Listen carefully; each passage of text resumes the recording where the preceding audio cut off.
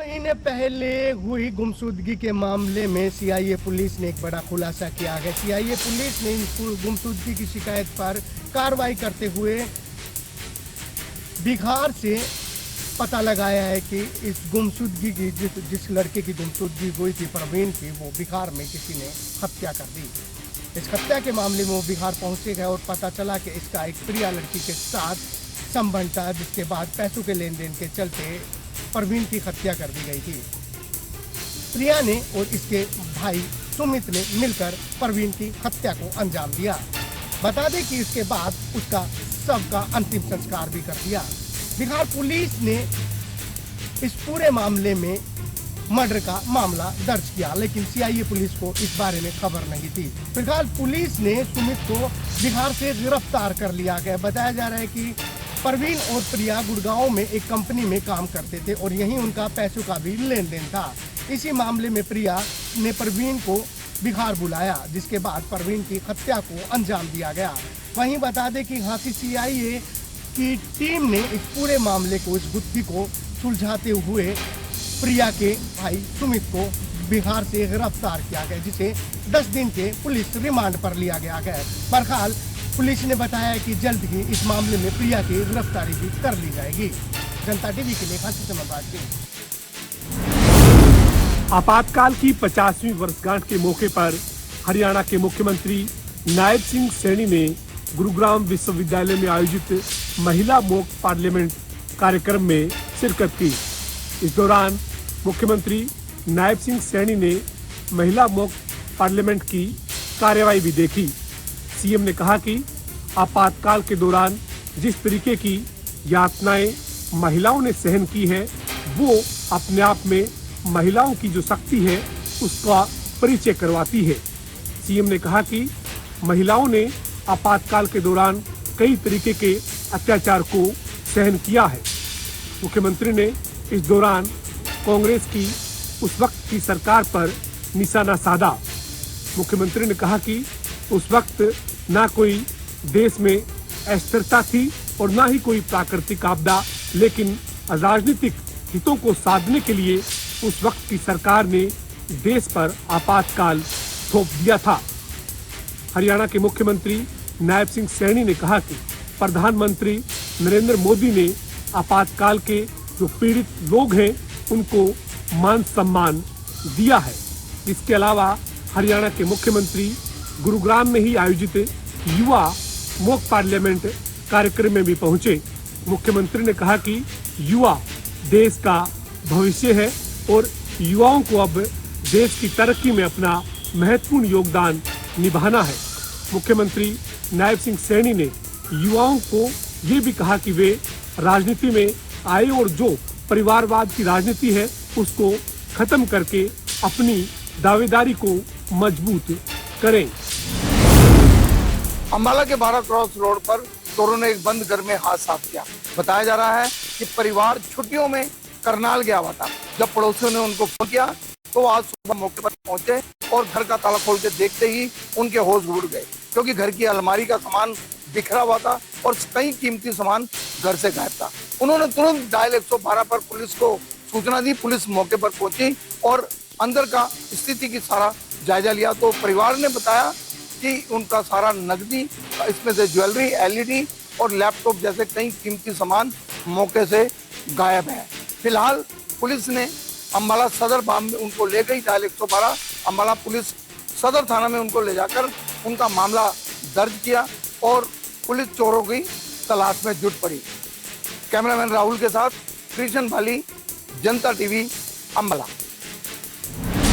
फरीदाबाद के मोहना गांव के रहने वाले 35 वर्षीय युवक ने फांसी का फंदा लगाकर अपनी जीवन लीला समाप्त कर ली। दरअसल आपको बता दें, मामला बीते रोज का है, जहां 35 वर्षीय सुमेश नाम के युवक ने अपने ही घर में फांसी का फंदा लगाकर अपनी जीवन लीला समाप्त कर ली। वहीं परिजनों की शिकायत के आधार पर पुलिस ने मामला दर्ज कर लिया है। परिजनों का आरोप है कि उसकी जो घरवाली थी वो 22 तारीख को उसको घर छोड़ने के लिए जा रहा था और पलवल से ट्रेन में उसको बिठा दिया था, परंतु उसकी जो पत्नी खुशबू थी वो घर नहीं पहुंची और जिसके बाद जो है सुमेश लगातार परेशान था, पत्नी को खोज रहा था, परंतु पत्नी न मिलने के चलते जो है वो सुमेश पूरी तरीके से आहत हो गया, जिसके चलते सुमेश ने फांसी का फंदा लगाकर खुदकुशी कर लिए। तो वहीं फिलहाल जो है इस पूरे मामले पर जानकारी देते हुए एसीपी तिगांव अशोक वर्मा ने बताया कि सुमेश के परिजनों के द्वारा दी गई शिकायत के आधार पर पुलिस ने मामला दर्ज कर लिया है और साथ ही साथ इस मामले में कुछ पैसे की डिमांड की भी जो है वो बात आ रही है, जिस पर पुलिस जांच कर रही है और जैसे ही कोई इस पूरे मामले में तथ्य निकलेंगे उन्हीं के आधार पर जो है वो पुलिस कार्रवाई करेगी। फरीदाबाद से जनता टीवी के लिए मुकेश राजपूत। जींद शहर में अगर पिछले एक हफ्ते की बात की जाए तो 5 से 6 जो मर्डर हैं वो सामने आ चुके हैं और कल रात की बात की जाए तो जींद के जलालपुरा गांव में एक रात को मर्डर की घटना सामने आई है। जब सुबह घर वाले खेत में पहुंचे तो वहां पर बने एक कमरे के बाहर एक अपने परिजन की लाश को देखकर वहां पर कोहराम मच गया। जब उन्होंने सूचना पुलिस को दी, पुलिस मौके पर पहुंची और घटनाक्रम का मुआयना भी किया और परिजनों की शिकायत के आधार पर अन्य लोगों के खिलाफ भी मामला दर्ज किया है। और जिस तरीके से परिजनों ने बताया है कि ये घटना शाम के 6:30 बजे की है, जब वो अपना जो उनके घर का परिजन है वो किसी बात कहकर किसी सामान के लिए ले जाने के लिए अपने घर से निकला था और पूरी रात ही वो घर नहीं लौटा। तो उसके बाद से परिजनों ने उनको ढूंढना शुरू कर दिया था। हालांकि जो आसपास गांव में जो सीसीटीवी कैमरे लगे हुए थे उनमें कुछ उसके साथ जो लोग गए थे उनकी फुटेज जरूर सामने आई है और उनमें देखा गया है कि जो 2 लोग हैं वो उनके परिजन के साथ जाते हुए दिखाई दे रहे हैं। लेकिन देर रात को जब वो वापस आते हैं तो उस समय उनको एक आदमी है वो सीसीटीवी कैमरे में जाता हुआ दिखाई दे रहा है। उससे कहीं ना कहीं यह आशंका लगाई जा रही है कि जो डेड बॉडी मिली है जिसको कहीं ना कहीं ईंटों से उनके चेहरे पर ईंट मारकर उसको क्षतिग्रस्त करने का काम किया गया है, उसको देखकर यह लग रहा है कि उनके बीच में कोई ना कोई आपसी कहासुनी हुई होगी और वो किस बात को लेकर आपस में कहासुनी हुई है उसका जो खुलासा है वो जब आरोपी पकड़े जाएंगे तो पुलिस के द्वारा उसमें किया जाएगा। हालांकि अगर पुलिस की बात की जाए तो पुलिस ने परिजनों के शिकायत के आधार पर अज्ञात लोगों के खिलाफ मामला दर्ज कर लिया है और अपनी कार्रवाई है वो शुरू कर दी है। लेकिन जिस तरीके से जींद की बात की जाए तो तमाम पिछले एक हफ्ते की बात की जाए तो तमाम जो केस हैं मर्डर के वो लगातार बढ़ रहे हैं। हर दिन एक या 2 केस हैं वो हर रोज मर्डर के आ रहे हैं। ऐसे में कहीं ना कहीं कानून व्यवस्था पर भी सवाल जरूर उठते हैं। लेकिन अब देखने वाली बात होगी कि जो जलालपुरा में जो एक आदमी का जो मर्डर ईंटों से मारकर किया गया है उसमें पुलिस कितने घंटों के अंदर आरोपियों को पकड़ने का काम करती है। जींद से जनता टीवी के लिए सुनील कुमार की रिपोर्ट। फतेहाबाद पुलिस लगातार जिले में बढ़ रहे नशा तस्करी के मामलों को रोकने के लिए नशा तस्करों के ठिकाने पर छापेमारी कर रही है। वहीं फतेहाबाद की एबीटी टीम को कल सूचना मिली थी कि जाडली कला में एक किसान के खेत में भारी मात्रा में गांजा पड़ा है। जब एबीटी टीम के स्टाफ द्वारा वहां रेड की गई तो करीब 80 लाख रुपए का गांजा जब वहां बरामद किया गया जिसकी मात्रा 5 क्विंटल से अधिक थी। वहीं इस मामले में जानकारी देते हुए एसपी सिद्धांत जैन ने बताया कि जिले में नशा तस्करी के मामले जो बढ़ रहे थे उनको लेकर अलग टीमें गठित की गई है। वहीं कल एबीटी टीम द्वारा जो छापेमारी कर एक किसान के खेत से भारी मात्रा में गांजा बरामद किया गया है। इसमें 2 व्यक्तियों को गिरफ्तार किया गया है जो दोनों ही फतेहाबाद जिले के रहने वाले हैं। ये उड़ीसा से गांजा लाकर जो राजस्थान और पंजाब में नशे की सप्लाई को पूर्ति करते थे। फिलहाल दोनों आरोपियों से पूछताछ की जा रही है कि ये इतनी भारी मात्रा में गांजा कहां से ले आए थे और किन किन ठिकानों पर बेचते थे। उनसे पूछताछ के बाद ही जो मुख्य नशा तस्कर सप्लायर है उन्हें पकड़ा जाएगा ताकि जिले में नशा तस्करी के मामले कम हो सके। जनता टीवी के लिए फतेहाबाद से रमेश कुमार की रिपोर्ट।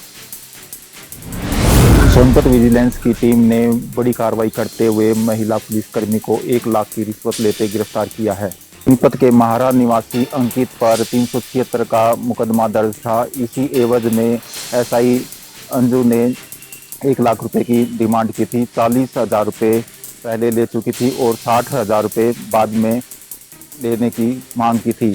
करप्शन ब्यूरो की टीम ने 60,000 रुपये की रिश्वत लेते हुए रंगे हाथों गिरफ्तार किया।